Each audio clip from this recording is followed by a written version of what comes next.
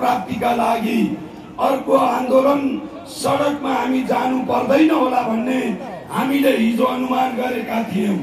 निष्कर्ष पनि हामीले निकालेका थियौं।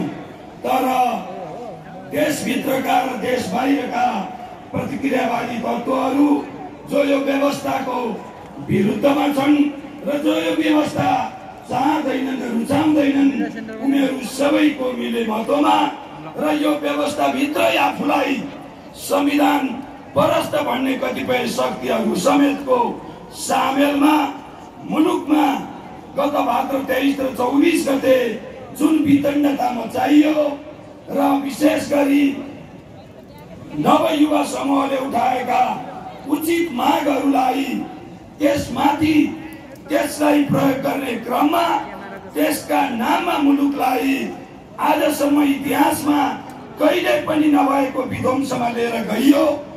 त्यसका विरुद्ध हामीले फेरि एकपटक दोस्रो प्रतिगमनका विरुद्ध संविधानलाई लिगमा ल्याउनका निमित्त र असंवैधानिक र अवैधानिक हिसाबबाट विघटन गरिएको प्रतिनिधि सभालाई पुनर्स्थापना गरेर मुलुकलाई फेरि लोकतन्त्रको बाटोमा फेरि संविधान तन्त्रको बाटोमा संवैधानिक सर्वोच्चता कानुनी राज्यको पक्षमा लिएर आउने अभियान स्वरूप आज हामी काठमाडौँको मुटुमा फेरि एकपटक गर्दन गरेका छौं कि प्रतिगमन मुर्दाबाद, नेकपा एमाले जिन्दाबाद र विघटित प्रतिनिधि सभा पुनर्स्थापना हुनुपर्छ भन्ने नारा आज काठमाडौँको मुटुमा घन्टिएको छ।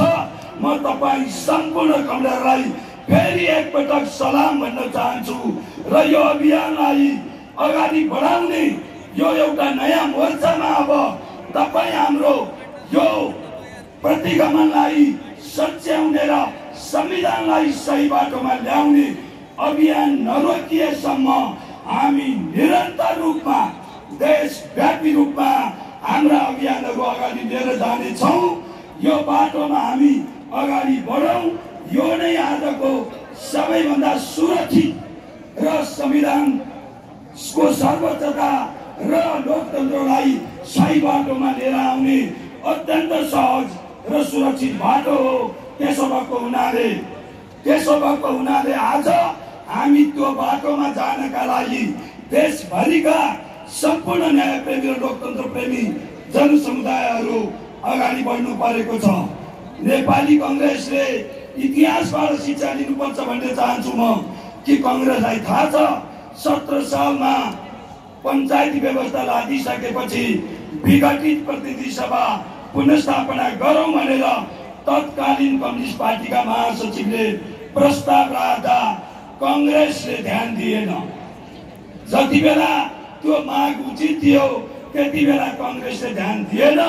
मुलुक 30 वर्ष निरङ्कुश राजतन्त्रको फन्दामा पस्यो। आज फेरि एकपटक नेपाली कांग्रेस भित्र अल्मलिएको एउटा स्थिति हामीले देखिरहेका छौं। त्यसो भएको हुनाले म भन्न चाहन्छु इतिहासमा हामीले इतिहासलाई दोहोर्याउने होइन, इतिहासबाट शिक्षा लिने हो, पाठ लिने हो। अहिलेको भत्किएको लोकतन्त्रलाई अर्थात् लिग छोडेको संविधानलाई सही बाटोमा ल्याउने एउटा मात्रै उपाय भनेको प्रतिनिधि सभाको पुनर्स्थापना हो भन्ने कुरालाई स्थापित गर्दै अगाडि बढ्ने कुरामा आउनुपर्छ र अन्य लोकतन्त्रवादी दलहरू विघटित संसदमा रहेका दलहरू पनि आउनुपर्छ र यो लोकतान्त्रिक प्रणालीलाई स्थापित गरेर जाने कुरामा तपाईं हामी हातेमालो गरेर अगाडि बढौं भन्ने कुरा राख्दै फेरि एकपटक म कमरेडहरूलाई यस कार्यक्रममा अत्यन्त उत्साहपूर्वक हिसाबले उपस्थिति भइदिनु भएकोमा म केन्द्रीय नेताहरूदेखि यहाँ उपस्थित हुनुभएका सम्पूर्ण न्यायप्रेमी जनसमुदायहरूप्रति हार्दिक धन्यवाद भन्दै बिदा हुन्छु। हस्त धन्यवाद, नमस्कार।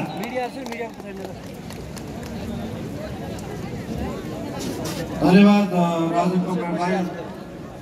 आदरणीय जनसमुदाय, नेकपा एमाले असल राष्ट्र निर्माण गर्न चाहन्छ, सुखी नेपाली र समृद्ध नेपाल निर्माण गर्न चाहन्छ।